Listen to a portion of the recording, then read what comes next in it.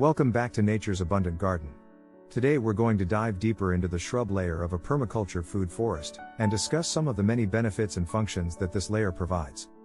First of all, let's define the shrub layer.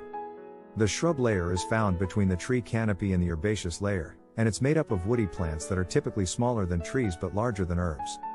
These plants provide a number of valuable functions in the ecosystem, including soil stabilization, windbreak, and habitat for wildlife. Now, let's talk about some specific plants that are commonly found in the shrub layer.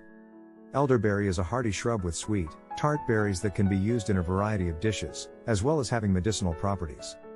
Currant is another popular shrub, producing small, flavorful berries that are high in vitamin C and can be used in a variety of dishes.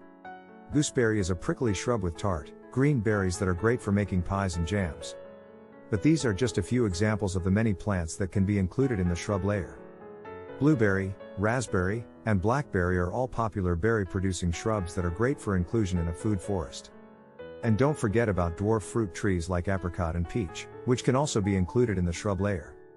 These plants not only provide food, but they also create microclimates within the food forest by providing shade and shelter for more delicate plants.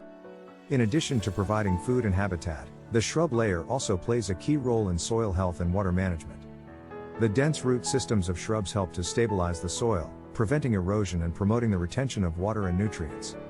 And the leaves and branches of shrubs can intercept and slow down rainwater, helping to reduce erosion and prevent flooding.